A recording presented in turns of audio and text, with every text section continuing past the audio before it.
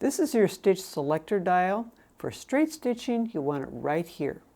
For zigzag, move it right here. This is your stitch length dial. For straight stitching, generally you want to be between 2 and 3. Now if you're doing basting, you probably want it here at 4. For straight stitch, you want to have your stitch width dial right here on 0. Now you can stitch straight over here at 6, but that will mean that you're stitching with a left needle position. Sometimes you want to do that, like if you're sewing a buckle onto some webbing or something like that, and you want the sewing to be right next to the buckle. But for straight stitching, if you're trying to get a certain seam allowance, like a 5/8 inch seam allowance, you want a center needle position. If you look at that little oval there, there's a dot in the middle. That is showing that you've got a center needle position. This is your thread tension for your upper thread. We want it between 5 and 3. 4 is usually about right. Make sure that your thread is underneath your presser foot like this. There's a slit right there. Make sure it's not in the center like that, because that's not under the foot. Now when you start sewing, make sure that you're sewing on your fabric, not off of your fabric, because if you sew without fabric underneath the foot, you could get a thread tangle. Keep your finger on the threads for the first couple stitches. You don't have to hold them tightly, just so that there's a little bit of tension on them. And you might want to line up the edge of your fabric with one of these lines on the needle plate. Now I've chosen the 5/8 inch line because that is standard for most patterns. The seam allowance is the distance between where the needle sews and the edge of your fabric. So let's get started.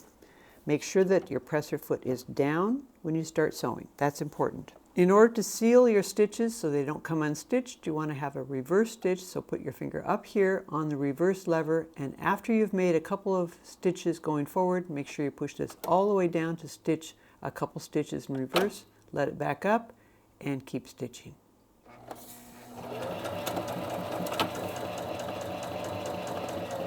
Now where you want to watch is right here where the edge of the fabric is. That will help make sure that you get a nice straight seam.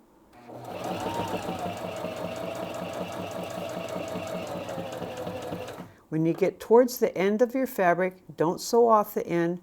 Remember, you don't want to be sewing without fabric underneath your foot. Put your finger up here on the reverse lever, push this down, and stitch about 2 or 3 stitches back. Roll your hand wheel so that your needle is up and your take-up lever is up. And when you're all done sewing, lift up your presser foot and cut your thread right here on the side cutter. And we've sewn our first seam. Now to do a zigzag, move your stitch selector dial to zigzag here. You want to make sure you have some width to your zigzag. Here at 0, it's not going to zigzag at all. So you want to make sure you have a little bit. Try it out, say at 3 or 4 or 5, and see how wide of a zigzag you want. You may want to have the full width of zigzag at 6, and that's fine. Put your presser foot down and start sewing. Now you can also do a back stitch for this too. I'm going to go ahead and do that. Now this is the widest stitch with a standard stitch length, and you can see that's what it looks like. Now it has bubbled up the fabric a little bit because this is a fairly thin fabric, and if you wanted a flat zigzag, you'd probably want to use a stabilizer of some sort behind there. But what I'm going to do is just make my zigzag a little narrower. Raise your needle whenever you make changes. I'm going to move the stitch width from 6 down to 3, and we'll see what that looks like.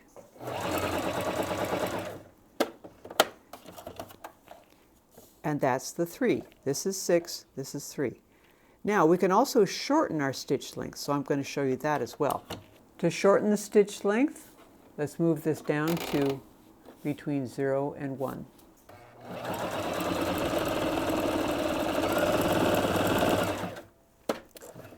You can see how this stitch would be great for doing applique. But because it's such a lot of thread into your fabric, you probably want to use foot B. Foot B has this channel on the back that allows the stitches to flow through easily. Now this fabric tends to fray because it's woven. As you can see, these little pieces come off like this.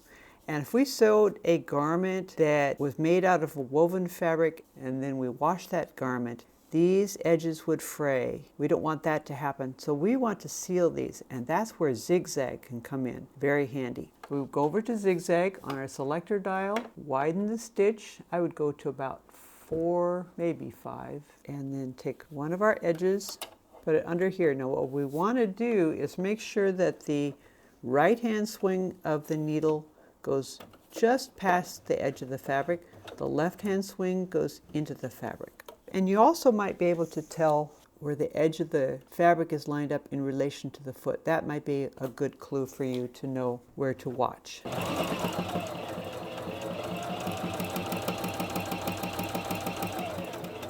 Do a little bit of a back stitch at the end, seal that seam, take it out, and now the edge of that seam is sealed. However, if you notice, it looks like it's a little bit curled up. We want a nice flat finished edge, and there's a foot for that. That's the J foot. The J foot has this little bar right here. It's connected in the front, but it's free at the back to allow the stitches to flow through. Let's change the foot.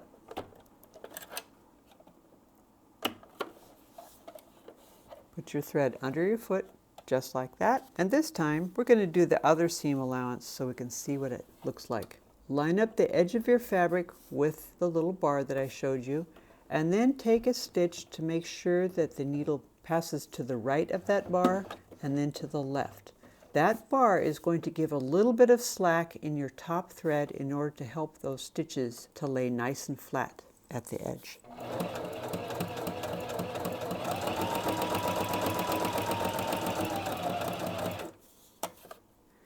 And then you can do a little bit of a back stitch, but not too much because the stitches will stack up against the bar where it's connected to the foot.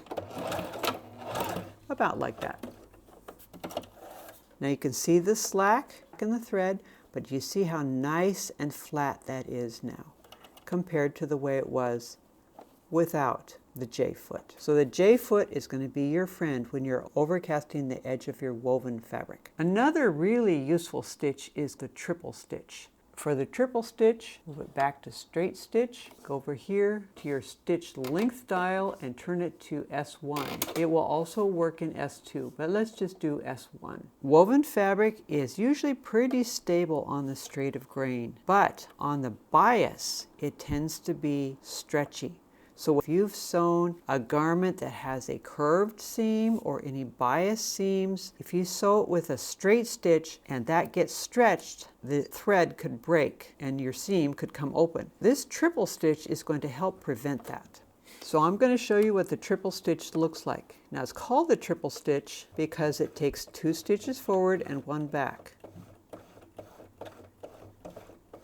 So here's 1, 2, and 1 back. So I'm going to sew it on the bias here. Let's go for it.